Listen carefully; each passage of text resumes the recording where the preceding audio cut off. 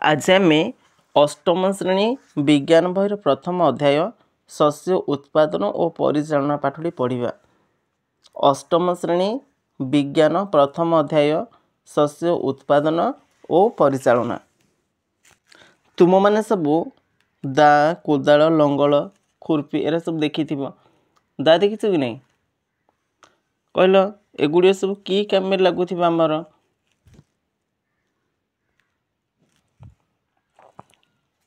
मन देखी शुण एगुड़िए सब भलसे बसिल शुण एगुड़िए सब आमर विभिन्न प्रकार चाष कम लगी था। दारे आम शस्य काटापी व्यवहार करवा, घास काटापी व्यवहार कर लंगल हल कर ना कि कोदाल माटी की हाणिकी समतल कर तो एमती सब जंत्र सब रही।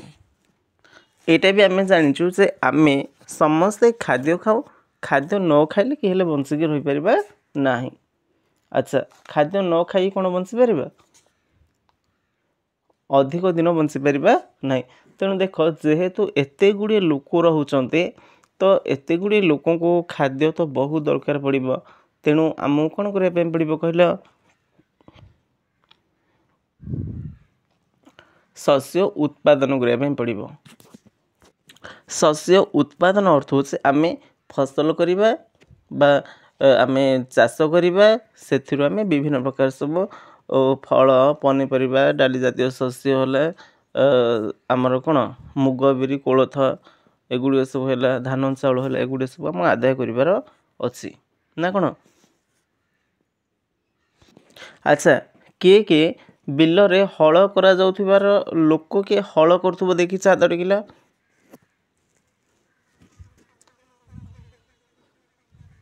भेरी गुड पकई दियो ताले तुम देखीच जे लंगल मारिक समस्ते हल करती ना कि। अच्छा हल करने द्वारा कौन हुए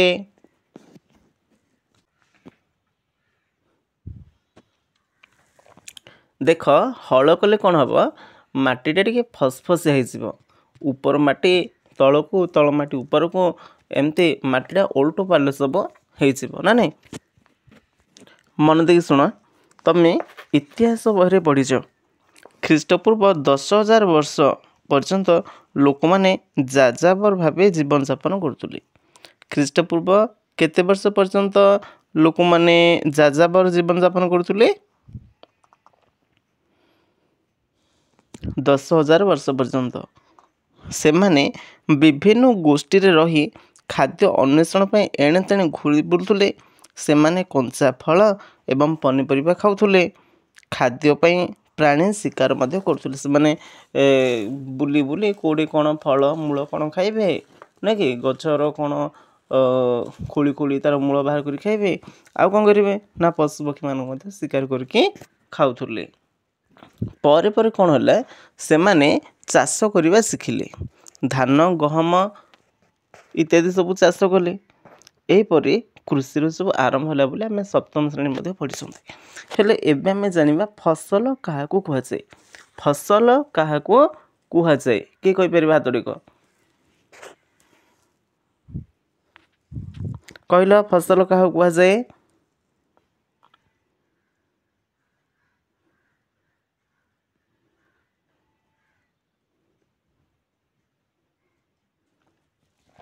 मन रख कौन सी प्रकार गोटे उद्भिद गोटे स्थान रे उत्पादन और अधिक मात्रा रे चाष करने को फसल बोली कहुए। कौन सी गोटे जगार गोटे प्रकार उद्भिद गोटे स्थान रे अधिक परिमाण जब लगा ताले चाष होली फसल होली कह। देख आम ए धान लगाऊँ कौन पूरा बिल फुल कर लगाऊँ आम बारीपटे 2टा धान गछ मु लगे दे कह मु धान फसल करछि हबो कि हब हब ना। तेणु आम फसल कहले कौन बुझे कौन सी प्रकार गोटे उद्भिद गोटे स्थान रे उत्पादन और अधिक मात्रा रे चाष करने को फसल बोली कहुए। गोटे प्रकार उद्भिद बुझ गोटे प्रकार उद्भिद गोटे स्थान रे बहुत मात्रा चाष करने आम फसल कहूँ। फसल क्या कहुए कौन सी प्रकार गोटे उद्भिद गोटे स्थान रे उत्पादन ଏବଂ ଅଧିକ ମାତ୍ରାରେ ଚାଷ କରିବାକୁ ଫସଲ ବୋଲି କୁହାଯାଏ। ଯେମିତି ଧର ଆମକୁ କୁହାଯିବ ଗହମ ଫସଲ। ଗହମ ଫସଲ କହିଲେ ଆମେ ବୁଝିବା ଗୋଟିଏ ଜମିରେ ସମ୍ପୂର୍ଣ୍ଣ ଭାବରେ ଗହମର ଉତ୍ପାଦନକୁ ବୁଝାଏ। ଗୋଟେ ବିଲ ଥିବ ସେଠି ଖାଲି ଗହମ ଲଗାଇଥିବ, କହିବା ସେଟା ଗହମ ଫସଲ ହୋଇଛି। ଗୋଟେ ବିଲରେ ଆଖୁ ଲଗାଇଥିବ ତାକୁ ଆମେ କହିପାରିବା ଆଖୁ ଫସଲ ହୋଇଛି। ତେଣୁ ଫସଲ କହିଲେ ମନେ ରଖିବା କୌଣସି ଗୋଟିଏ ଜାଗାରେ ଏକା ପ୍ରକାର ଉଦ୍ଭିଦ ପ୍ରଚୁର ମାତ୍ରାରେ ଚାଷ କରିଥିଲେ ତାକୁ ଆମେ ଫସଲ ବୋଲି କହିବା। ତୁମେ ଜାଣିଛ ଭାରତ ଏକ ବୃହତ୍ କୃଷି ପ୍ରଧାନ ଦେଶ। ଏଠାରେ ଅଧିକାଂଶ ଲୋକ କ'ଣ କରନ୍ତି? ଚାଷବାସ ସବୁ କାମ କରନ୍ତି। ହେଲେ ଭାରତର ଜଳବାୟୁର ଅବସ୍ଥା ଯେମିତି ଧର ତାପମାତ୍ରା, ଆର୍ଦ୍ରତା, ବୃଷ୍ଟିପାତ ସବୁ ଅଞ୍ଚଳରେ ତ ସମାନ ନଥାଏ। କେଉଁଠି ଅଧିକ ବର୍ଷା ହେଲା ଆସି କେଉଁଠି କମ୍ ବର୍ଷା ହେଉଥିବ, କେଉଁଠି ମାଟି ସନ୍ତସନ୍ତିଆ ହେଇକି ରହିଲା ଆସି କେଉଁଠି ମାଟି ପୁରା ଶୁଖି ଯାଇଥିବ। ତେଣୁ ଏତେ ଗୁଡ଼ିଏ ଯେଉଁ ବିଭିନ୍ନତା ରହିଛି ସେଇ ବିଭିନ୍ନତା ମଧ୍ୟରେ ମଧ୍ୟ ଭାରତରେ ଚାଷ କରାଯାଏ। ସାଧାରଣତଃ ଦେଖିଲେ 2ଟି ଉନ୍ନତ କିସମର କୃଷି ପ୍ରଣାଳୀ ଚିହ୍ନଟ କରାଯାଇଛି। ମନେ ରଖ 2ଟି ଉନ୍ନତ କିସମର କୃଷି ପ୍ରଣାଳୀ ରହିଛି। ସେ 2ଟି କୃଷି ପ୍ରଣାଳୀ କ'ଣ କ'ଣ? ଗୋଟେ ହେଉଛି ଖରିଫ ଫସଲ ଆଉ ଗୋଟେ ହେଉଛି ରବି ଫସଲ। ମନେ ରଖିବ ହେଲା, ଗୋଟେ ହେଉଛି ଖରିଫ ଫସଲ ଆଉ ଗୋଟେ ହେଉଛି ରବି ଫସଲ।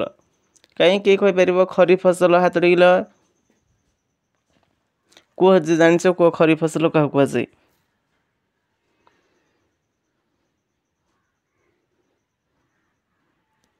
ଠିକ୍, ବର୍ଷା ଦିନେ ଚାଷ କରାଯାଉଥିବା ଫସଲକୁ ଖରିଫ ଫସଲ ବୋଲି କୁହାଯାଏ। ଏଇଟା ଗୋଟେ ମନେ ରଖିବ, ବର୍ଷା ଦିନେ ଚାଷ କରାଯାଉଥିବା ଫସଲକୁ ଖରିଫ ଫସଲ ବୋଲି କୁହାଯାଏ। ଭାରତରେ ବର୍ଷା ଋତୁ ସାଧାରଣତଃ କେଉଁ ମାସରୁ କେଉଁ ମାସ ପର୍ଯ୍ୟନ୍ତ ରହିଥାଏ? ଭାରତରେ ବର୍ଷା ଋତୁ ସାଧାରଣତଃ ଜୁନରୁ ସେପ୍ଟେମ୍ବର ପର୍ଯ୍ୟନ୍ତ ରହିଥାଏ। ଏଇଟା ଗୋଟେ ମନେ ରଖିବ ହେଲା, ଜୁନରୁ ସେପ୍ଟେମ୍ବର ମାସ ପର୍ଯ୍ୟନ୍ତ ରହିଥାଏ। ଧାନ, ମକା, ସୋୟାବିନ୍, ଚିନାବାଦାମ, କପା ଏହି ଫସଲ ଅନ୍ତର୍ଭୁକ୍ତ। ବର୍ଷା ଦିନେ ଦେଖିଥିବ ଧାନ ହେଉଛି, ମକା ହେଉଛି, ସୋୟାବିନ୍, ଚିନାବାଦାମ, କପା ଏଗୁଡ଼ି ସବୁ ହେଉଛି ଖରିଫ ଫସଲ। ବୁଝିଲ ନା? ବର୍ଷା ଦିନେ ଚାଷ କରାଯାଉଥିବା ଫସଲକୁ ଖରିଫ ଫସଲ କୁହାଯାଏ। ଭାରତରେ ବର୍ଷା ଋତୁ ସାଧାରଣତଃ କେଉଁ ମାସରୁ କେଉଁ ମାସ? ଜୁନ ମାସରୁ ସେପ୍ଟେମ୍ବର ମାସ ପର୍ଯ୍ୟନ୍ତ ରହିଥାଏ। ଧାନ, ମକା, ସୋୟାବିନ୍, ଚିନାବାଦାମ, କପା ହେଉଛି ଖରିଫ ଫସଲ। ସେମିତି ରବି ଫସଲ କହିଲେ ଆମେ କ'ଣ ବୁଝୁ?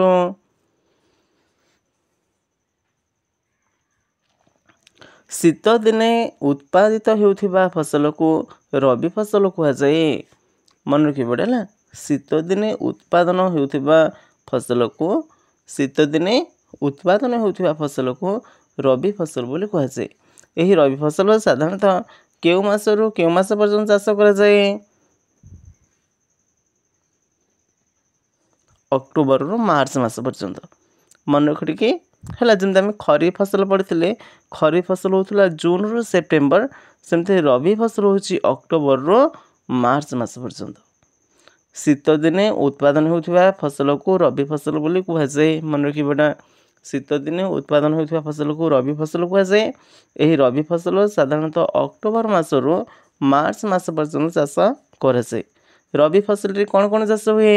ଗହମ, ବୁଟ, ମଟର, ସୋରିଷ, ରାଶି ଇତ୍ୟାଦି ଫସଲ ହୋଇଥାଏ।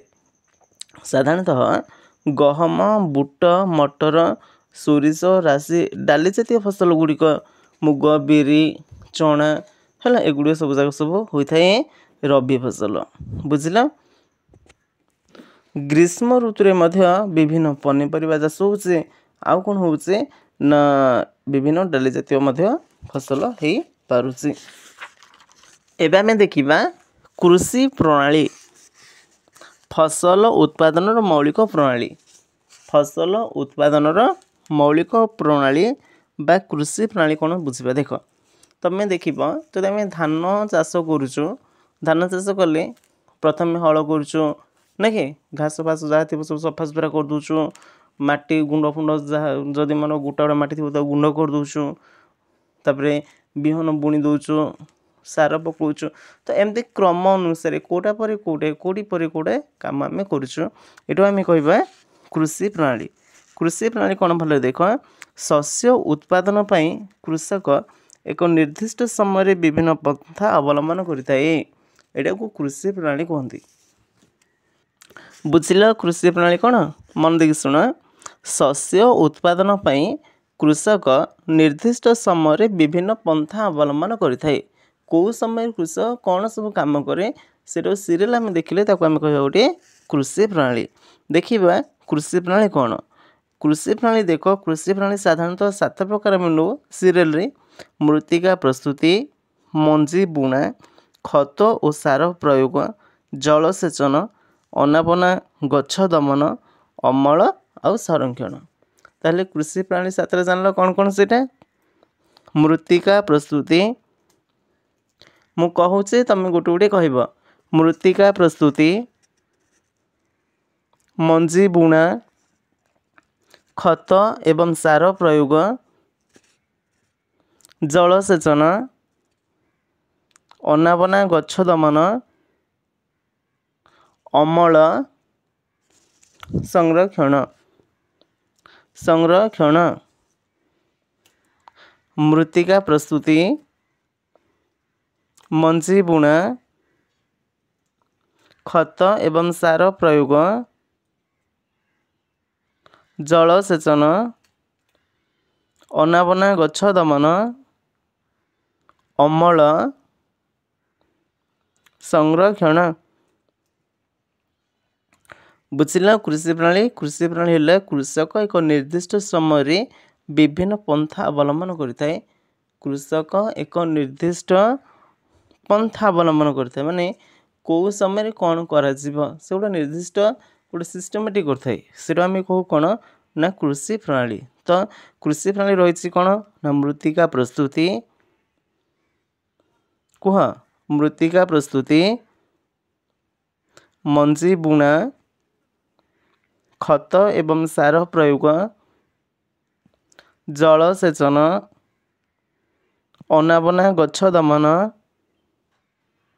अमल संरक्षण ए 7टी जाक सीरियली आपको घोषिकी मन रखीदबा है एवं बुझा गोटे पर गोटे कौन कौन सब बुझा।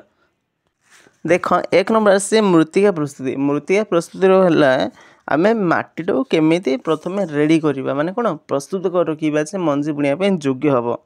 तो मृत्तिका प्रस्तुति माने बुझ कि मृत्तिका प्रस्तुति माने मटीटा को आम विहन बुणवा पूर्वर ताको पूरा रेडी करवा से कौन कौन काम करवा बुझा सेमती मंजी बुणा बुझीपार माटी सब रेडी हो गला प्रस्तुति होगा आम मंजी नहीं बुणवा तापर मंजी बुणा है खत सार दरकार समय पकेबा तापर जलसेचन करवा पानी दबा ना नहीं नल गछ मरजिव तापर गछ बढ़िया सहित से किसी अनाबना गछ थी अनाबना गछ माने जोड़ा आम लगे नासी हो फसल क्षति करमती घास गछ गुड़ सब तो उपाड़ी सफा करवा अनाबना गछ दमन दमन माने मारिबा है ना।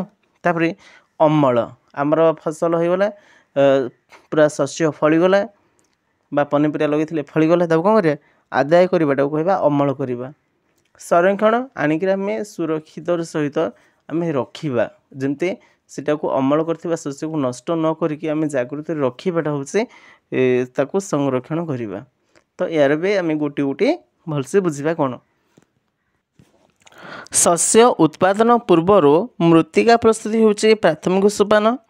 कृषिर एक मुख्य उद्देश्य होचे माटी को तल उपर करी याको फसफसिया एवं हालुका करवा फल चेयर मृत्तिका भितर गभीर को प्रवेश करें हालुका मृत्तिका भितर चेर सहजरे श्वासक्रिया करें हालुका मृत्तिका एथिरे किपरि चेर को साहाय्य करता जाना। शुण आम चाष कर अर्थ हूँ कौन चाष करवा माने मृत्तिका प्रस्तुति कर अर्थ हूँ माटीटा को तल उपर करें फसफसिया करवा फसफसिया कले कौन हम ना वायु चलाचल ठीक रही पार पवन माटी भितर जापर आउ कौन हम ना फसफसिया माटी चेर भल तलू जापर तेणु मंजी बुणवा आगुरी आमको माटीटा कौन करा पड़ो ना प्रस्तुत करने पड़ो।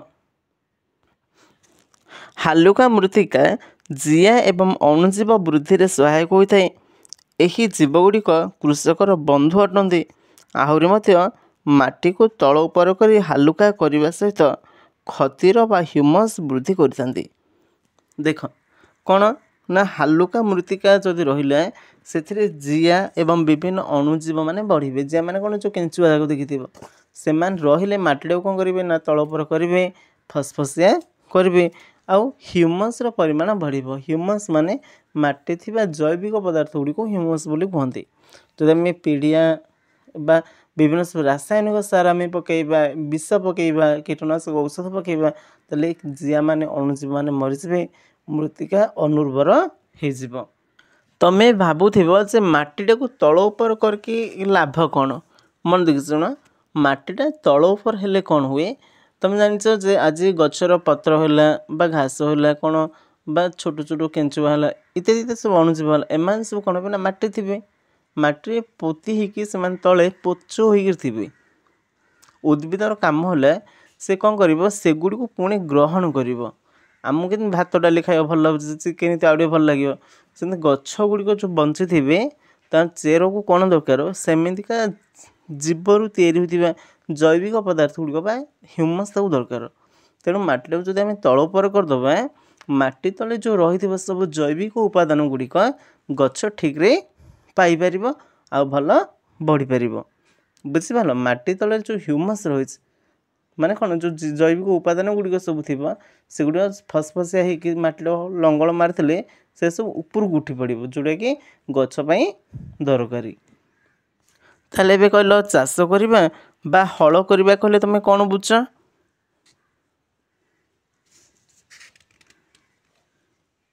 ମନେ ରଖ, ମାଟିକୁ ତଳ ଉପର କରିବା ଏବଂ ହାଲୁକା କରିବା ପଦ୍ଧତିକୁ ଚାଷ କରିବା ବା ହଳ କରିବା ବୋଲି କୁହାଯାଏ। ତୁମେ ତ ଲଙ୍ଗଳ ଦେଖିଛ କି ନା ନାହିଁ? ଲଙ୍ଗଳ ମାରିକି ଚାଷ କରାଉଥିବ। ଠିକ୍, ମୃତ୍ତିକାକୁ ତଳ ଉପର କରିବା ଏବଂ ତାକୁ ହାଲୁକା କରିବା ପଦ୍ଧତିଟାକୁ ଆମେ କହିବା ହଳ କରିବା। ଆଚ୍ଛା, ହଳ କରିବା ବା ଚାଷ କରିବା ଗୋଟେ ଯନ୍ତ୍ର ଦରକାର, କ'ଣ ତା ନା? ସାଧାରଣତଃ ଲଙ୍ଗଳରେ ଆମେ ହଳ କରୁଥିଲୁ ନା କି? ଆଜିକାଲି ସବୁ ଲଙ୍ଗଳ ନୁହଁ, ଆଜିକାଲି ସବୁ ପାୱାର ଟିଲର ମେସିନ୍ ନହେଲେ କଲ୍ଟିଭେଟର ସବୁ ପଳେଇଲାଣି। ଦେଖିଥିବ ଟ୍ରାକ୍ଟର ପଛକାନି ସବୁ ଲାଗିଥାଉଛି ମେସିନ୍ ଗୁଡ଼ିକ, ମାନେ ଟ୍ରାକ୍ଟର ଗାଡ଼ି ଚାଲିଲେ ମାଟିକି ତଳ ଉପରେ ସେ କରିଦେଉଛି।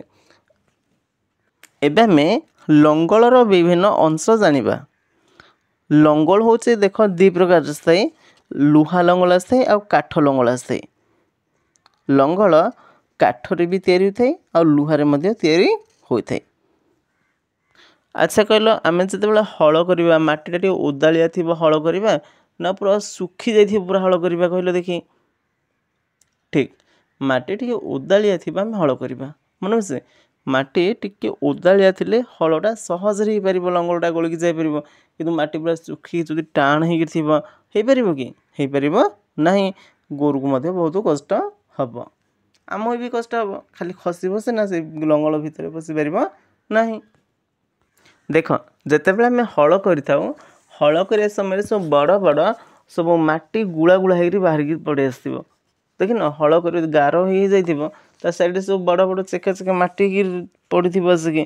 ସେମିତିଆ ମାଟି ଖଣ୍ଡ ଗୁଡ଼ିକ ଯେଉଁ ବଡ଼ ବଡ଼ ହେଇକି ଥିବ ସେଗୁଡ଼ିକୁ ମାଟି ଟିଳା ବୋଲି କୁହାଯାଏ। ଏଇଟା ଗୋଟେ ମନେ ରଖିବ ହେଲା, ବୁଝିଲ? ହଳ ସମୟରେ ବାହାରି ପଡ଼ିଥିବା ବଡ଼ ବଡ଼ ମାଟି ଖଣ୍ଡକୁ ମାଟି ଟିଳା ବୋଲି କୁହାଯାଏ। ହଳ ସମୟରେ ବାହାରି ପଡ଼ିଥିବା ବଡ଼ ବଡ଼ ସବୁ ମାଟି ଗୁଡ଼ିକୁ ହେଲା, ମାଟି ଖଣ୍ଡ ଗୁଡ଼ିକୁ ମାଟି ଟିଳା ବୋଲି କୁହାଯାଏ। ଏହି ମାଟି ଟିଳାକୁ କାଠ କିମ୍ବା ବାଉଁଶରେ ତିଆରି ମଇ ଦ୍ୱାରା ଗୁଣ୍ଡ କରାଯାଏ। ମଇ ଦେଖିଛ ନା? ମଇ କିଏ କିଏ ମଇ ଦେଖିଛ? ହାତ ଦେଖିଲ ମଇ। ହଉ ପକା ଶୁଣ, ମଇ ଦେଖିନ ନିଶୁଣି ଭଳିଆ ଗୋଟେ ହେଇଥିବ, ସେ ନିଶୁଣି ଭଳିଆଟାକୁ ଗାଈକି ଗୋରୁକୁ ବନ୍ଧା ହେଇଥିବ, ଗୋରୁକୁ ଟାଣିଲା ପରେ ସେ ଘଷି ହେଇଯାଉଥିବ, ମାଟିଟାକୁ ସମତୁଲ କରୁଥିବ ହେଲା। ମଇ ସାହାଯ୍ୟରେ ମାଟି କ'ଣ କରାଯିବ? ଗୁଣ୍ଡ କରିକି ଭୂମିଟାକୁ ସମତଳ ହେଇଯିବ। ଜମିଟା ସମତଳ ହେଇଗଲେ ମଞ୍ଜି ବୁଣିବାରେ ଆମକୁ ଭଲ ହେବ। ଆଉ କ'ଣ ହେବ ନା, ଜଳସେଚନ କରିବା ପାଇଁ ସୁବିଧା ହେବ। ଯଦି ମାଟିଟା ସମତଳ ହେଇଗଲା ତାହେଲେ କ'ଣ ହେବ? ଜଳସେଚନ ପାଇଁ ସୁବିଧା ବି ରହିବ ଆଉ ମଞ୍ଜି ମଧ୍ୟ ଠିକ୍ରେ ଆମେ ବୁଣି ପାରିବା। ଆଉ ଯଦି ମାଟି ସମତଳ ନଥିବ, ଖାଲ ଢେପ ହେଇକି ଥିବ, ଆମେ ମଞ୍ଜି ବୁଣିଲେ ସେ ଗୋଟେ ଗଦେ ହେବ ପଡ଼ିଯିବ, ଉଚ୍ଚ ଜାଗାରେ ପଡ଼ିଲେ ସେ ଗଡ଼ିକି ତଳକୁ ପଳେଇ ଆସିବ, ଠିକ୍ରେ ବିହନ ପଡ଼ିପାରିବ ନାହିଁ। ତେଣୁ ମନେ ରଖିବା, ବିହନ ବୁଣିବା ପୂର୍ବରୁ ମଞ୍ଜି ବୁଣିବା ପୂର୍ବରୁ ଜମିକି ପ୍ରସ୍ତୁତି କରିବା ପାଇଁ ପଡ଼ିବ। ପ୍ରସ୍ତୁତି ଅର୍ଥ ତାକୁ ହଳ କରିକି ତାକୁ ମାଟି ଡେଳା ଗୁଡ଼ିକୁ ଗୁଣ୍ଡ କରିକି ସମତୁଲ କରିବା ପାଇଁ ପଡ଼ିବ। ଆଉ ଗୋଟେ ମନେ ରଖିବା, ଯେତେବେଳେ ମଞ୍ଜି ବୁଣିବା ମାଟିର ବତର ବି ଠିକ୍ ଥିବା ପାଇଁ ପଡ଼ିବ। ବତର ମାନେ କ'ଣ? ମାଟିଟା କେତିକି ଓଦା ହେଇକି ରହୁଛି। ଉପଯୁକ୍ତ ପରିମାଣର ବତର ଥିଲେ ହିଁ ମଞ୍ଜିଟା ଗଛ ହେଇପାରିବ। ଆଉ ଧର ପୁରା ଶୁଖିକିରି ଥିବ, ଆମେ ନେଇକି ଧାନ ବୁଣିବା, କ'ଣ ହେବ? ସେ ଧାନ ଶୁଖି ଥିବ, ଚଢ଼େଇ ଆସିକି ଉଲୁଡ଼ି ଆସିକି ଚଢ଼େଇ ମାନେ ଖାଇଦେବେ ଧାନକୁ ବା ମୁଗକୁ। ତେଣୁ ଯେତେବେଳେ ଆମେ ମଞ୍ଜି ବୁଣିବା ମାଟିର ବତର ଠିକ୍ରେ ରହିବା ଦରକାର। ବତର ମାନେ ମାଟିଟା ଟିକେ ଓଦାଳିଆ ଥିବା ପାଇଁ ପଡ଼ିବ। ଆଉ ଟିକେ ମନେ ରଖ, ଆମେ ଯେତେବେଳେ ମାଟିକୁ ଗୁଣ୍ଡ କରି ସମତୁଲ କରିବା, ମଞ୍ଜିର ଆକାର ଅନୁସାରେ ଆମକୁ ସମତୁଲ କରିବା ପାଇଁ ପଡ଼ିବ। ମାଟିର ସେ ଯେଉଁ ଟେଳା ଗୁଡ଼ିକ ଥିବ ତାକୁ ଗୁଣ୍ଡ କରିକି ସମାନ କରିବା ପାଇଁ ପଡ଼ିବ। ମଞ୍ଜି ବୁଣିବା ପୂର୍ବରୁ ଶସ୍ୟର ଆକାର ଆୟତନ ଅନୁଯାୟୀ ମୃତ୍ତିକାକୁ ଗୁଣ୍ଡ କଲେ ଅଧିକ ଅମଳ ମିଳେ। ହେଲେ ଆମେ ଯେଉଁ ମୃତ୍ତିକାକୁ ଗୁଣ୍ଡ କରିକି ସମତୁଲ କରିବା ବା ହଳ କରିବା ବା ଆମେ ତାକୁ ଚାଷ କରିବା ବୋଲି କହିବା, ତାହେଲେ ସେଇଥିପାଇଁ କିଛି ଆମେ ଯନ୍ତ୍ର ବ୍ୟବହାର କରୁଛୁ। କହିଲେ ଦେଖି, କେଉଁ କେଉଁ ଉପକରଣ ଆମେ ବ୍ୟବହାର କରିଥାଉ?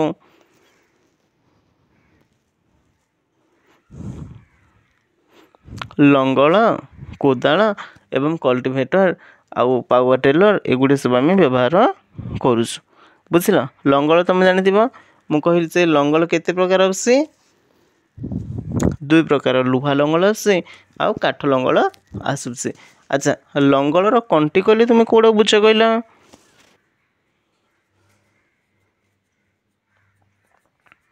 ଦେଖ, ଯେତେବେଳେ ଆମେ ଲଙ୍ଗଳ ମାରୁଛୁ ନେଇକି ଜମିରେ, ଆମେ ଯେଉଁଟାକୁ ହାତରେ ଧରୁଛୁ, ଲଙ୍ଗଳର ଲମ୍ବା ଅଂଶଟାକୁ ଆମେ ଇସ କହୁଛୁ, ଆଉ ହାତରେ ଧରିଥିବା ଅଂଶଟିକୁ କଣ୍ଟି ବୋଲି କହୁଛୁ। ବୁଝ? ଲଙ୍ଗଳର ଲମ୍ବା ଅଂଶଟା ଯେଉଁ ବାଡ଼ି ଭଳିଆଟା ଅଛି ନା ନାରୀ, ସେଟାକୁ ଆମେ କହୁଛୁ ଇସ। ଲଙ୍ଗଳର ଯେଉଁ ବାଡ଼ିଟା ଯେଉଁଟାକି ଗୋରୁର ଉପରେ ରଖାହେଉଛି, ନୁହଁ, 2ଟା ଗୋରୁକୁ ଯୋଡ଼ା ହେଉଛି, ତା ନାଁ କ'ଣ କହିଲେ ଦେଖି? ଗୋଟେ ବାଡ଼ି ଥାଏ। ବାଡ଼ି ମାନେ କ'ଣ? ଗୋଟେ ପୁରା ବଡ଼ ଗୋଟେ ମୋଟା କାଠଟେ, 2ଟା ଗୋରୁକୁ ବନ୍ଧା ହେଇଥିବ ସେ କାଠଟାକୁ, ତା ନାଁ କ'ଣ କୁହ ତ? ତା ନାଁ ହେଉଛି ଜୁଆଳି। ବୁଝିଲେ? ଯେଉଁଟା 2ଟା ଗୋରୁକୁ ରଖିକି ମଝିରେ ଯେଉଁଟା ରଖା ହେଇଥିବ, ବୁଝିପାରୁନ? ଭଲ ଶୁଣ, 2ଟା ଗୋରୁ ରଖା ହେଲା, ସେ 2ଟା ଗୋରୁର ଉପରେ ଗୋଟେ କାଠଟେ ରଖିଲେ ବନ୍ଧା ହେଉଛି ନା ନାଇଁ କୁହ? ଠିକ୍, ସେଇଟା ହେଉଛି ଜୁଆଳି। ବୁଝିଲ? ଜୁଆଳି କୋଉଟା? ଯେଉଁଟା 2ଟା ଗୋରୁକୁ ରଖିକି ବନ୍ଧା ଯାଉଛି। ଆଚ୍ଛା, ଇସ କୋଉଟା? ଇସ ହେଲା ସେ ଯେଉଁ ଜୁଆଳିକି ବନ୍ଧା ଯାଉଛି। ଜୁଆଳିକି ବନ୍ଧା ଯାଉନି, ଲଙ୍ଗଳକୁ ଲାଗିଥିବ କାଠଟା, ଲମ୍ବା କାଠଟା, ତା ନାଁ ହେଉଛି ଇସ। ଆଚ୍ଛା, କହିଲେ କି ତୁମେ ଜାଣିଛ ଯେ ଲଙ୍ଗଳକୁ ଆମେ ସାଧାରଣତଃ ଗୋରୁ ଦ୍ୱାରା ଟାଣିଥାଉ, କିନ୍ତୁ ଆଉ କାହା ଦ୍ୱାରା ମଧ୍ୟ ଟଣା ଯାଇପାରେ? ଘୋଡ଼ା, ଓଟ ଆଉ ମଇଁଷି, ଏଗୁଡ଼ିକୁ ମଧ୍ୟ ଆମେ ବ୍ୟବହାର କରିପାରିବା। ମନେ ରଖିବ ହେଲା, ଘୋଡ଼ା, ଓଟ, ମଇଁଷି, ପୋଢ଼, ଏଗୁଡ଼ିକୁ ମଧ୍ୟ ଆମେ ବ୍ୟବହାର କରିକି ଲଙ୍ଗଳକୁ ଟାଣି ପାରିବା। ଏଇଟା ମନେ ରଖିବ। ଲଙ୍ଗଳର ଯେଉଁ ଅଂଶଟିକୁ ଆମେ ଧରିଥାଉ ତା ନାଁ ହେଉଛି ଲଙ୍ଗଳର କଣ୍ଟି, ଆଉ ଲମ୍ବା ବାଡ଼ିଟା ହେଉଛି ଲଙ୍ଗଳର ଇସ। ଆଚ୍ଛା, କହିଲ ଲଙ୍ଗଳ ମୁଣ୍ଡା କୋଉଟା?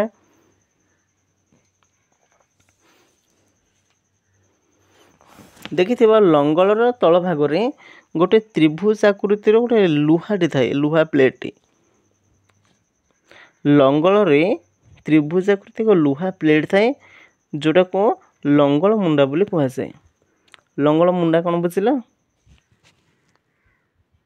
ଲଙ୍ଗଳରେ ତ୍ରିଭୁଜ ଆକୃତିର ଗୋଟେ ଲୁହା ପ୍ଲେଟ୍ଟେ ଥାଏ, ତାହାକୁ ଲଙ୍ଗଳ ମୁଣ୍ଡା ବୋଲି କୁହାଯାଏ। କିଏ କଲ୍ଟିଭେଟର ଦେଖିଛ ହାତରେ କ'ଣ? କଲ୍ଟିଭେଟର କିଏ ଦେଖିଛ ହାତରେ କ'ଣ?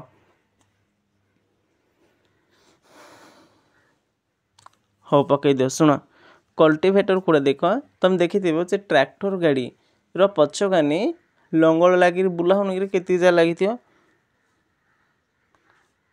ଆଙ୍କୁଡ଼ା ଭଳିଆ ଲାଗିଥିବ, ମାଟିରେ ପୋତିରି ଘଷି ହେଇଯାଉଥିବ ଲଙ୍ଗଳ ହଳ ହେଇଯାଉଥିବ ଦେଖିନା ସେଇଟା ହେଉଛି କଲ୍ଟିଭେଟର ହେଲା।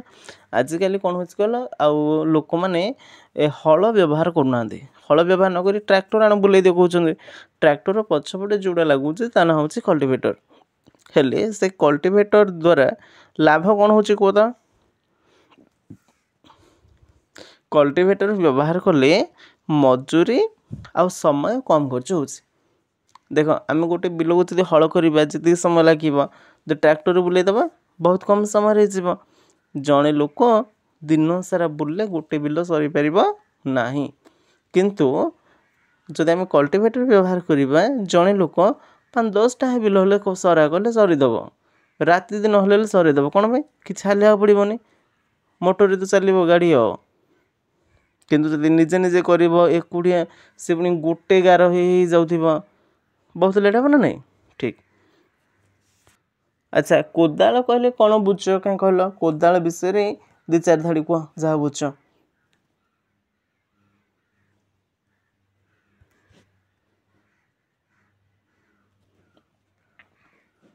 ଶୁଣ, ମନ ଦେଇକି ଶୁଣ ଟିକେ।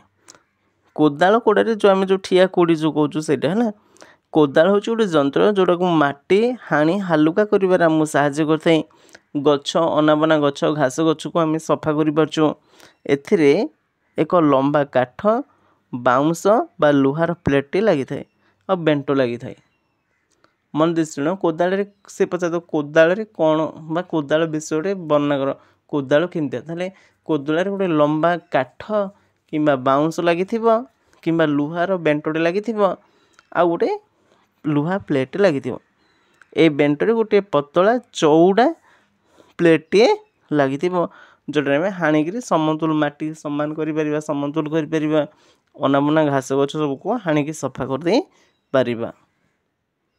ତାହେଲେ ଏବେ ଆମେ ମୃତ୍ତିକା ପ୍ରସ୍ତୁତି ଜାଣିଲେ। ଏବେ ଜାଣିବା ଆମେ ମଞ୍ଜି ବୁଣିବା କାମ କେମିତି ସବୁ କରିବା। ଦେଖ, ଯେତେବେଳେ ଆମେ ମଞ୍ଜି ବୁଣିବା ଆଗରୁ ଆମକୁ କରିବାକୁ କ'ଣ ପଡ଼ିବ? ଫସଲ ଉତ୍ପାଦନରେ ମଞ୍ଜି ବୁଣା ହେଉଛି ସବୁଠାରୁ ବେଶୀ ଗୁରୁତ୍ୱପୂର୍ଣ୍ଣ। ମଞ୍ଜି ଦେଖ, ଆମେ କୁକୁଡ଼ା ମଞ୍ଜି ନେଇ ବୁଣିଦେବା କ'ଣ ଫସଲ ହେଇପାରିବ କି? ହେଇପାରିବନି। ତେଣୁ ଫସଲ ଉତ୍ପାଦନରେ ମଞ୍ଜି ବୁଣା ହେଉଛି ସବୁଠାରୁ ବେଶୀ ଗୁରୁତ୍ୱପୂର୍ଣ୍ଣ। ମଞ୍ଜି ବୁଣିବା ପୂର୍ବରୁ ଉନ୍ନତମାନର ବିହନ ଆମକୁ ବାଛିବା ପାଇଁ ପଡ଼ିବ। ଯେତେବେଳେ ଆମେ ମଞ୍ଜି ବୁଣୁଛୁ ଭଲ କିସମର ଭଲ ଭେରାଇଟିସ୍ ନେବା ପାଇଁ ପଡ଼ିବ। ଯଦି ଆମେ ଭଲ କିସମ ମଞ୍ଜି ନେବା ନାହିଁ ତାହେଲେ ଭଲ ଗଛ ହେବ କିନ୍ତୁ ଭଲ ଫଳିବନି, ଭଲ ଗଛ ହେଇନପାରେ। ଭଲ ଗଛ ହେଇଥିବ ଫଳୁଥିବ ଝଡ଼ି ଯାଉଥିବ, ଖରା ହେଲେ ସେ ଶୁଖି ଯାଉଥିବ। ତେଣୁ ଆମେ ଯେଉଁ ଗଛ ଲଗାଇବା ତା ଯେଉଁ ବିହନ ମଞ୍ଜି ଯେଉଁ ନେବା ସେ ମଞ୍ଜିଟା ଗୋଟେ ଉନ୍ନତମାନର ବିହନ ହେଇଥିବା ପାଇଁ ପଡ଼ିବ। ଉନ୍ନତମାନର ବିହନ ହେଲେ ଲାଭ କ'ଣ ହେବ ନା ଅଧିକ ଅମଳ ଆସିବ, ପରିଷ୍କାର ରହିବ, ସୁସ୍ଥ ଆଉ ଭଲ କିସମ ହେଇଥିବା ଦରକାର। ଆମେ ଯେଉଁ ମଞ୍ଜି ନେବା ସେଇଟା ହେଉଛି ଅଧିକ ଅମଳକ୍ଷମ ହେଇଥିବା ଦରକାର, ମାନେ କମ୍ ମଞ୍ଜିରେ ଅଧିକ ଯେମିତି ଫଳ ହୋଇପାରୁଥିବ। ପରିଷ୍କାର ମଞ୍ଜି ହେଇଥିବା ପାଇଁ ପଡ଼ିବ, ସୁସ୍ଥ ଆଉ ଭଲ କିସମର ମଞ୍ଜି ହେଇଥିବା ପଡ଼ିବ। କୃଷକମାନେ ମଞ୍ଜିକୁ ବୁଣିବା ପୂର୍ବରୁ ସେମାନେ ମଞ୍ଜିକୁ ଦେଖିବେ ଯେ ଏଇଟା ଭଲ ମଞ୍ଜି ନା ଭଲ ମଞ୍ଜି ନୁହଁ, ଉନ୍ନତ ମଞ୍ଜି ନା ଉନ୍ନତ ମଞ୍ଜି ନୁହଁ। ଯଦି ଉନ୍ନତ କିସମର ମଞ୍ଜି ନେଇଥିବ ସେମାନେ ଲଗେଇବେ, ଚାଷ କରିବେ, ସବୁ କରିବେ, ପିଡ଼ିଆ ପକାଇ ସବୁ କରିବେ, କିନ୍ତୁ ସେ ମଞ୍ଜିର ଗୁଣ ଯୋଗୁଁ ସେ ଫଳ ହେଇନପାରେ ବା ଯଦି ହେବ ଅଧିକ ହେବ ନାହିଁ। ତେଣୁ ଆମକୁ ମଞ୍ଜି ବୁଣିବା ଆଗରୁ ଯେଉଁ ବିହନଟା ନେବା ସେଇଟା ଭଲ ବାଛିକିରି ଗୋଟେ ଭଲ ବିହନ ଆମ ନେବା ପାଇଁ ପଡ଼ିବ। ଦେଖ, ଆମେ କିଛି ପରୀକ୍ଷା କରିକି ଆମେ ଜାଣିପାରିବା ଯେ କେଉଁଟା ବିହନଟା ଭଲ ନା ନାହିଁ। ଦେଖ, ତୁମେ ବି ଧାନ ମୁଠାଟେ ନେବ, କ'ଣ ନେବ? ସମସ୍ତେ ହାତରେ ଧାନ ମୁଠାଟେ ଧରିବା। ଧର ଧାନ ମୁଠାଟେ, ଗୋଟେ ପିଞ୍ଛାଟେ ଅଧ ପିଞ୍ଛାଟେ ପାଣି ଆଣ, ଅଧ ପିଞ୍ଛାଟେ ପାଣି ଆଣିଲ ରଖିଲ, ତାପରେ ଧାନ ମୁଠାଟେ ପକାଇବା, ପକାଇଦିଅ।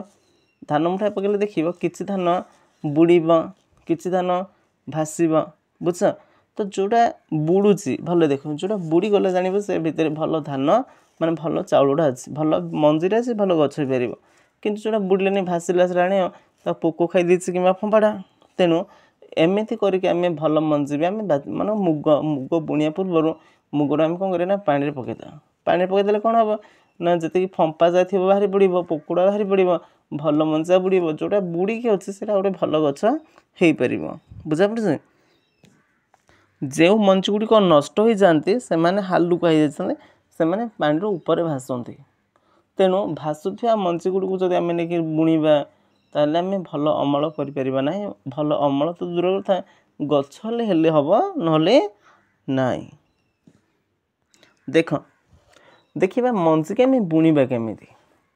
ମଞ୍ଜି ବୁଣିବା ପାଇଁ ଆମର ବିଭିନ୍ନ ପ୍ରକାର ପଦ୍ଧତି ଅଛି।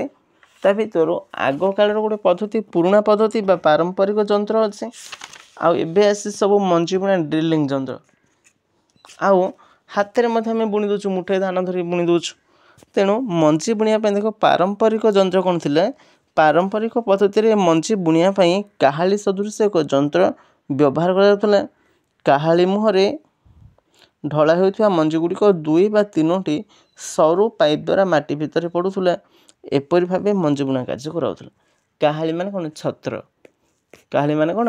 ଛତ୍ର। ଦେଖ, ସେ ଲୋକଟା ଧରିଛି ଗୋଟେ ଛତ୍ର ଭଳିଆଟେ ରଖିଛି ନା ସେଠି ମଞ୍ଜି ପକାଉଛନ୍ତି। ମଞ୍ଜା ଗଳିକି ଯାଇକି ନଳାରେ 2ଟା 3ଟା ନଳା ଲାଗିଥିବ, ପଡ଼ି ଯିବ।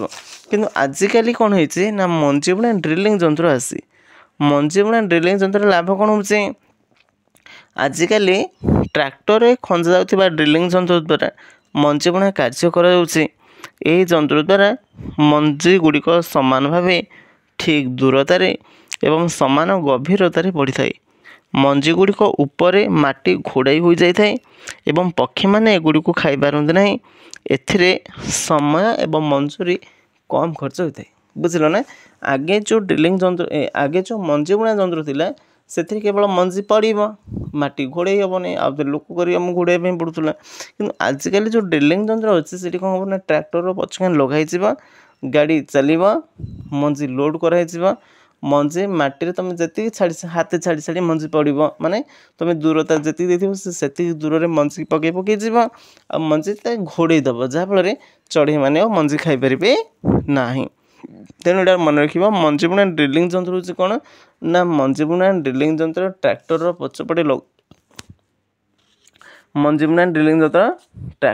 ପଛପଟେ ଲଗାଇ ଦିଆଯାଇଥାଏ। ସେଥିରେ ମଞ୍ଜି ଲୋଡ଼ କରାଯାଏ, ହେଲା, ବା ମଞ୍ଜି ରଖି ଦିଆଯାଏ ଏବଂ ମଞ୍ଜି ଗୁଡ଼ିକ ସମାନ ଦୂରତାରେ, ନିର୍ଦ୍ଦିଷ୍ଟ ଦୂରତା ଯେତିକି ଆବଶ୍ୟକତା ଅନୁସାରେ ସେତିକି ଦୂରରେ ପକାଏ। ଯେତିକି ମାଟି ତଳକୁ ପୋତି ଯିବ ସେତିକିରେ ପୋତି ଥାଏ, ପୁଣି ତାକୁ ଘୋଡ଼େଇ ଦେଇଥାଏ। ଏହାଦ୍ୱାରା କ'ଣ ହୋଇଥାଏ? ମାଟି ଠିକ୍ ଭାବରେ ପୋତି ହେଇଥାଏ, ଆଉ ଘୋଡ଼ି ହେଇଯାଇଥିବା ହେତୁ ଚଢ଼େଇମାନେ ତାକୁ ଖାଇପାରନ୍ତି ନାହିଁ। ଦେଖ, ତୁମେ ଦେଖିଥିବ ଯେ ବିଭିନ୍ନ ପ୍ରକାର ଗଛକୁ ସବୁ ନର୍ସରୀରେ ମିଳିଥାଏ। ତୁମେ କହିବ ମୁଁ ସେବତୀ ଗଛ ଆଣିବି, ତାହେଲେ ନର୍ସରୀକୁ ଯିବ, କିଣିକି ଧରି ପଳେଇ ଆସିବ, ଲଗାଇଦେବ। ଠିକ୍ ସେମିତି ଧାନ ଗଛ ମଧ୍ୟ ତାକୁ ନର୍ସରୀ କରି ଲଗାଯାଏ। ମାନେ ଦେଖିଥିବ ତଳି ପକାଯାଏ, ହେଲା, ତଳି ପକାଟାକୁ ଗୋଟେ ନର୍ସରୀ ବୋଲି କୁହାଯାଏ। ତଳି ପକାଯାଏ, ତଳି ପକାରେ ତଳି ହେଇଯାଇଥିବ, ତଳି ଟିକେ ବଡ଼ ହେଇଗଲା ପରେ ତାକୁ ନେଇକି ଆଉ ଥରେ ରୁଆ ହେବ ବୋଲି ଆମେ କହୁ ନେଇକି, ହଁ କି ନା? ଏଠୁ ତଳିଟା ଉପୁଡ଼ା ହେବ, ନେଇକି ଆଉ ଥରେ ଆଉ ଗୋଟେ ଜାଗାରେ ଧାନଟାକୁ ଲଗାଯିବ, ସେଇ ଗଛ ଗୁଡ଼ିକୁ ସବୁ ଲଗାଯିବ। ଏହାଦ୍ୱାରା ଲାଭ କ'ଣ ହୁଏ ନା, ଗଛ ଆମେ ଯେତିକି ଦୂରତାରେ ଦରକାର ଆମେ ତାକୁ ମାପି ଠିକ୍ରେ ଲଗେଇଥାଉ। ଠିକ୍ରେ ମାପିକି ଧାନ ଲଗେଇଲେ ସୁବିଧା କ'ଣ ହୁଏ? ଆମେ କାଟିବା ପାଇଁ ସୁବିଧା ହେବ। ତାପରେ ଆଉ କ'ଣ ସୁବିଧା ହେବ? ଗଛ ସଠିକ୍ ପରିମାଣର ସୂର୍ଯ୍ୟ ଆଲୋକ ପାଇପାରିବ, ପବନ ମଧ୍ୟ ପାଇପାରିବ। ଆଉ ଯଦି ଆମେ ଗଦା କରି ଲଗେଇଦେବା, ସେ ଠିକ୍ରେ ଆଲୋକ ପାଇପାରିବ ନାହିଁ କି ପବନ ମଧ୍ୟ ପାଇପାରିବ ନାହିଁ। ପୁଣି ମାଟି ତଳୁ ଯେଉଁ ଜଳ ସଂଗ୍ରହ କରିବ, ଖଣିଜ ଲବଣ ଯାହା ସଂଗ୍ରହ କରିବା କଥା କରିପାରିବ ନାହିଁ। ତେଣୁ ମନେ ରଖିବ, ଗଛ ଗୁଡ଼ିକୁ ନିର୍ଦ୍ଦିଷ୍ଟ ଦୂରତାରେ ଲଗେଇଲେ ଲାଭ ହୁଏ କ'ଣ ନା, ଉଦ୍ଭିଦ ସଠିକ୍ ପରିମାଣର ବାୟୁ ପାଇପାରିବ, ହେଲା, ପବନ ଠିକ୍ରେ ପାଇପାରିବ। ଆଉ କ'ଣ ହେବ ନା, ମାଟି ତଳୁ ଜଳ, ଖଣିଜ ଲବଣ ସବୁ ଶୋଷଣ କରିପାରିବ। ଆଉ କ'ଣ ହେବ ନା, ସୂର୍ଯ୍ୟାଲୋକ ମଧ୍ୟ ସଠିକ୍ ପରିମାଣରେ ପ୍ରତି ଗଛ ପାଇପାରିବେ, ଯେଉଁଟା ଆମେ ଗହଳି କରିକି ଲଗେଇଦେଲେ ଆଉ ଗଛ ଗୁଡ଼ିକ ଠିକ୍ରେ ପାଇପାରିବେ ନାହିଁ। ଯଦି ଆମେ ଧର ଲଗଉ ବା ବୁଣୁ ଅଧିକ ଗଛ ଗୋଟେ ଜାଗାରେ ହେଇଛି, ତାହେଲେ ଆମକୁ କ'ଣ କରିବାକୁ ପଡ଼ିବ? ସେଇ ଗହଳି ଜାଗାରୁ ଗଛ ବାହାର କରିକି ଯେଉଁଠି କମ୍ ଥିବ ସେଇଠି ଆମେ ଆଣିକି ଲଗାଇବା ପାଇଁ ପଡ଼ିବ। ବେଳେବେଳେ କେତେ ଗଛକୁ ଆମେ ଉପାଡ଼ିକିରି ସେଥିରୁ ଘନତା ମାନେ କ'ଣ, ତା'ର ଗହଳିଆଟା ଆମକୁ କମାଇବା ପାଇଁ ପଡ଼ିବ। ନହେଲେ ଆମେ ଭାବିବା ହଁ ଏଠି ବହୁତ ଗଛ ହେଇଛି, ଭଲ ହେବ, କହିଲେ ଆସିକି କେଉଁ ଗଛରେ ବି ଭଲ ଫଳ ହେବ ନାହିଁ। ତେଣୁ गोटे अति कम जगह बहुत गुड़े गछ हो प्रति गछ उपर विपद रही ताको आम गच को दूर को घुचाई पड़ो। लाभ कौन हम ना से मैंने माटी तलू जल ठीक रे पाइपर आलोक पाइपर पवन पाइपर जदि गहलिया जगह रही गहलिया रही से गुड़ से ठीक रे पाइपर ना। तापर देखिए खत एवं सार प्रयोग है। सार कौन खत कौन आम जाना मन रख सार आ खत आम एकाली भावी दौच सार हूँ अलग खत हूँ अलग। रासायनिक सार आ खत रासायनिक सार कले आम जोड़ा बुझा जोड़ा कंपानी तैयारी बिक्री होचे रासायनिक पद्धति उत्पादन करे किंतु खत को आम जैविक पद्धति आम बारी पटे भी आम खत कथा कर गोबर पाल एगुड़ सब पकई देखी तुम खत सब पकाते ना कि तेणु प्रथम जानिया खत और सार क्या आम कह देख मृत्तिकार गछ हृष्टपुष्ट बढ़ापी जो पोषक अतिरिक्त भाव प्रयोग कराए ताको खत और सार कहुए। आम जमी खाद्य खाई तो गछ को से कौन खाऊे कौन दरकार अच्छे आम जोगे दो आम जोड़ा जोगाऊँ ताको आम खत एवं सार बोली कहू बुझिपार। मृत्तिकार गछ हृष्टपुष्ट बढ़ापी जो पोषक अतिरिक्त भाव प्रयोग कराए पोषक माने खाद्य जो खाद्य गुड़िक आम गछ को दे था गछ सठिक भाव में केमी हृष्टपुष्ट बढ़ बुझ मृत्तिकार गछ सठिक भाव में हृष्टपुष्ट बढ़ापी जो पोषक आम अतिरिक्त भाव में दे था खत और सार बोली कहुए बुझल। कि जदि तुम पलि आस खत कौन सार कौन ताले सार हूँ रासायनिक आ खत हूँ जैविक। देख तुम गोटे सारणी भी देसी खत आ रासायनिक सार भितर पार्थक्य कौन अच्छे देसी रासायनिक सार एवं खत देख रासायनिक सार एक अजैविक लवण किंतु खत हूँ एक प्राकृतिक पदार्थ जहाँकि गोबर मनुष्यर वर्ज्यवस्तु उद्भिदर अवयस मान डाल पत्र एगुड़ी को आम तैयारी करदे पार विघटन से रही रही रही रही पुछ हो तैयारी होता है। रासायनिक सार कारखाना प्रस्तुत हुए किंतु खत आम आम जमी प्रस्तुत करदे पारिबा माने गोबर खत आम बारिकानी करदे पारिबा किंतु यूरिया कौन करें कि ना यूरिया विराट बड़ मेसीन दरकार से गोटे सब कंपानी तैयारी हम बुझल। रासायनिक सार मृत्तिका को कौन ह्यूमस जोगाई न थाए मुझे ह्यूमस हूँ कौन ना ह्यूमस हूँ जैविक उपादान जेहेतु रासायनिक सार कौन जैविक लवण ना कौन जैविक जिनिस ना तेणु से जैविक उपादान बा ह्यूमस जोगाई न थाए रासायनिक सार न जोगे पारे किंतु खत आमको जोगे पार यहाँ खत मृत्तिका को प्रचुर परिमाण ह्यूमस जोगाई थाए मन रखिए है ना। रासायनिक सार मृत्तिका को कौन ह्यूमस जोगाइब ना किंतु खत मृत्तिका को प्रचुर मात्रा ह्यूमस जोगाइब। रासायनिक सार उद्भिद पोषक यथा जैवक्षारजान फस्फरस पोटासियम एगुड़े सब जोगाइब। रासायनिक सार उद्भिदर पोषक जमती जैवक्षारजान फस्फरस पोटासियम इत्यादि सब जोगाइला बेले खत अधिक परिमाण कौन कर खतरे उद्भिद पोषक अपेक्षाकृत कम परिमाण थाए एगुड़िक जो जैवक्षारजान पोटासियम फस्फरस एगुड़िक ये जोगे पार ना कि मृत्तिका ह्यूमस एवं जैविक उपादान अधिक ये जोगे दे पार खत है ना।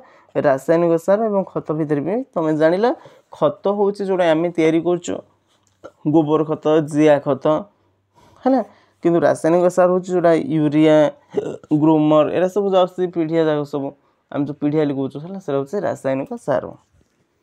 मन रखी था जदि आम रासायनिक सार पकईबा ताहले से मृत्तिका आमर क्षतिग्रस्त होता है किंतु जदि आम खत पकईबा माटी जल धारण क्षमता बहुत बढ़ तुम परीक्षा पलि आसो जे रासायनिक सार और खत मध्य क्या प्रयोग कले मृत्तिकार जल धारण क्षमता बढ़ खत को है ना जल को धारण कर क्षमता माने पानी आम ढाली सनसंद हो अधिक समय कि खत पकई देख आम खाली मटे पकईवा पानी सुखी जीव सांगे तलू पड़े जब खत पड़ी से बिलटा सनसंद रहा अधिक समय रहा तो ठीक मन रख खत प्रयोग द्वारा मृत्तिका उन्नत हुए एवं यार जल धारण क्षमता वृद्धि पाई मृत्तिकार समस्त पोषक पदार्थ भरण करते ଖତ ଏମିତି ଗୋଟେ ଜିନିଷ ଆମେ ପକାଇବା ଯଦି ମୃତ୍ତିକାର ପୋଷକ ପଦାର୍ଥ ଗୁଡ଼ିକ ସେସବୁ ଯୋଗାଇବ, ଜୈବିକ ପୋଷକ ପଦାର୍ଥ ଗୁଡ଼ିକ। କିନ୍ତୁ ଧର ଏବେ ଯବକ୍ଷାର ରସାୟନ ଫସଫରସ୍ ଏଗୁଡ଼ା ଟିକେ କମ୍ ଯୋଗାଇ ପାରେ,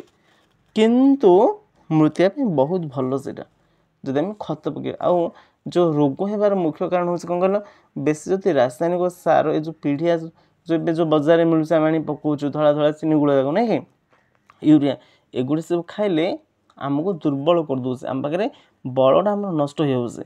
କିନ୍ତୁ ଯଦି ଖତ ଦେଇକି ଆମେ କରିବା ଆମର ଫସଲ ବହୁତ ଭଲ ହେବ। ଆଉ କ'ଣ ହେବ, ସେଇ ଖାଦ୍ୟ ଖାଇଲେ ଆମ ପାଖରେ ଗୋଟେ ନିଆରା ଗୋଟେ ଶକ୍ତି ଆସିବ। ଦେଖିବ ଆଗକାଳର ଲୋକମାନେ ବୁଢ଼ା ବୁଢ଼ା ଲୋକମାନେ କେଡ଼େ କେଡ଼େ ପଥର ସବୁ ଟେକିକି କେମିତି ମନ୍ଦିର ଫନ୍ଦିର ସବୁ କରିଦେଉଥିଲେ, ହାଲିଆ ହେଉନଥିଲେ, ଚାଲି ଚାଲି ପଳାଉଥିଲେ, କିଏ କେତେ ଦୂର ପୁରା ଚାଲି ଚାଲି ପଳାଉଥିଲେ, ଗାଡ଼ି ବସ୍ କିଛି ନଥିଲା, କାରଣ ସେ ଖାଦ୍ୟ ସେମିତି ଥିଲା। ଆଜିକାଲି ଆମେ ଯେଉଁ ଖାଦ୍ୟ ଖାଉଛୁ ଏଥିରେ କ'ଣ ହେଇଛି କହିଲ, ବିଭିନ୍ନ ପ୍ରକାର ସବୁ ଖାଦ୍ୟରେ ସବୁ ବିଷ ପକା ହେଉଛି, ରାସାୟନିକ ସାର କୀଟନାଶକ ଔଷଧ ଏରା ସବୁ ପକାଇବା ହେତୁ କ'ଣ ହେଉଛି, ଧୀରେ ଧୀରେ ଧୀରେ ଧୀରେ ଖାଦ୍ୟର ଯେଉଁ ଗୁଣନା ଥିଲା ସେ ସବୁ ଧୀରେ ଧୀରେ କମିଯାଉଛି, ବୁଝିଲ। ତେଣୁ ଯେତେ ଆମେ ଖାଦ୍ୟରେ ମାନେ ଆମେ ଯେତେବେଳେ ଫସଲ କରୁଛୁ ସେଥିରେ ଅଧିକ ଖତ ପକାଇବା ଆମ ପାଇଁ ଦରକାର ଅଛି। ମନ ଦେଇ ଶୁଣ, ଖତର ଉପକାରିତା କ'ଣ ଅଛି ଆମେ ଜାଣିବା। ଖତ ରାସାୟନିକ ସାର ଠାରୁ ଉନ୍ନତ। ତୁମ ପରୀକ୍ଷାରେ ପଳେଇଆସିବ ଖତ ରାସାୟନିକ ସାର ଠାରୁ କାହିଁକି ଉନ୍ନତ, ବା ଖତର ଉପକାରିତା ଗୁଡ଼ିକ ସବୁ ବର୍ଣ୍ଣନା କର। ଦେଖ, ଖତ ପ୍ରୟୋଗ କଲେ ମୃତ୍ତିକାର ଜଳ ଧାରଣ କ୍ଷମତା ବୃଦ୍ଧି ପାଏ। ମୁଁ ତୁମକୁ କହିଛି ଯଦି ଆମେ ଖତ ପକାଇବା ବିଲରେ ଜଳ ଧାରଣ କ୍ଷମତାଟା ବଢ଼ିବ। ଖତ ମୃତ୍ତିକାକୁ ଛିଦ୍ର ଯୁକ୍ତ କରିଥାଏ, ଫଳରେ ଗ୍ୟାସ୍ ବିନିମୟ ସହଜ ହୋଇଥାଏ। ଯଦି ଆମେ ଖତ ପକାଇବା ମୃତ୍ତିକାର ଛିଦ୍ର ବଢ଼ାଇବ, ଛିଦ୍ର ମାନେ ସବୁ କଣା କଣା ମାଟି ଗୁଡ଼ିକ ସବୁ ଫସଫସିଆ ହେଇକି ଭଲ ରହିବ। ତୁମେ ଦେଖୁନ ଏମିତି ଟାଣ ମାଟି ଥିବ ସେଥିରେ ଖତ ନେଇ ମିଶାଇଦେବ, ଫସଫସିଆ ହେଇଯିବ ନା ନାହିଁ, ହେବ ତ। କିଏ କହୁଛ ହଁ ମୃତ୍ତିକାରେ ଖତ ପକାଇଲେ ମାଟିଟା ମାନେ ଫସଫସିଆ ଭାତଟେ କରିଦେ, ଭେରି ଗୁଡ୍, ପକାଇ ଦିଅ, ମନେ ରଖିବ ହେଲା। ମୃତ୍ତିକାରେ ଖତ ପକାଇଲେ ମୃତ୍ତିକାର ଜଳ ଧାରଣ କ୍ଷମତା ବଢ଼ିବ, ମୃତ୍ତିକା ଛିଦ୍ରଯୁକ୍ତ ହେବ, ଛିଦ୍ରଯୁକ୍ତ ମାନେ କଣା କଣା କଣା କଣା ଭଲ ରହିବ, ସେଥିରେ ପାଣି ରହିପାରିବ। ଆଉ କ'ଣ ହେବ, ଫସଫସିଆ ହେଲେ ଗ୍ୟାସ୍ ବିନିମୟ ଅଧିକ ଭଲ ହେବ। ଆହୁରି କ'ଣ ନା ଖତ ହେଉଛି ଉପକାରୀ ଅଣୁଜୀବମାନଙ୍କ ସଂଖ୍ୟା ବଢ଼ିବ। ଦେଖ ଯଦି ଆମେ ସାର ପକାଇବା ନେଇକି ରାସାୟନିକ ସାର, ଯାହା ଅଣୁଜୀବମାନେ ଥିବେ, ଜିଆ ଥିବ ବା କେଞ୍ଚୁଆ, ଏମାନେ ସବୁ ମରିଯିବେ। କିନ୍ତୁ ଯଦି ଆମେ ଖତ ପକାଇବା ସେମାନେ ଅଧିକ କେଞ୍ଚୁଆ ହେବେ, ଅଧିକ ସବୁ ଅଣୁଜୀବମାନେ ବଢ଼ିବେ। ଆଉ ଅଣୁଜୀବମାନେ ବହୁତ ଉପକାରୀ ଗଛ ପାଇଁ, ବୁଝିଲ। ତେଣୁ ଖତର ଆଉ ଗୋଟେ ହେଲା କ'ଣ ନା ଅଣୁଜୀବମାନଙ୍କ ସଂଖ୍ୟା ବୃଦ୍ଧି କରିବ, ଆଉ ମୃତ୍ତିକା ଗଠନରେ ଉନ୍ନତ କରେ, ଭଲ ମାଟି ତିଆରି ହେବ। ଯଦି ଆମେ ବିଲରେ ଖତ ପକାଇବା ଆମ ବିଲର ମାଟିଟା ଟିକେ ଉନ୍ନତ ହେବ, ମାନେ ଭଲ ରହିବ, ବୁଝିଲ। ତ ଆମେ ରାସାୟନିକ ସାର ଜାଣିଲେ, ଖତ ଜାଣିଲେ, ତାପରେ ଫସଲର ବିଭିନ୍ନ ପ୍ରଣାଳୀ ଜାଣିଲେ, ମଞ୍ଜି ବୁଣା ଯନ୍ତ୍ର ଜାଣିଲେ, ଲଙ୍ଗଳ ଜାଣିଲେ, ଲଙ୍ଗଳର ବିଭିନ୍ନ ଅଂଶ ଜାଣିଲେ। ତେଣୁ ଆଜି ପାଇଁ ଏତିକି ଥାଉ ହେଲା, ଆମେ ଆଗକୁ ଆଉ କିଛି ଆମେ ଦେଖିବା। ଆଜି ପାଇଁ ଏତିକି ଶୁଣ, ଏବେ ଯାହା ସବୁ ପଢ଼ିଲି ବସିକି ଏଇଟା ଟିକେ ମନ ଧ୍ୟାନ ଦେଇକି ପଢ଼ିବା, ଏତିକି ମନ ଦେଇକି ପଢ଼ିକି ତାକୁ ମନେ ରଖିଥିବା।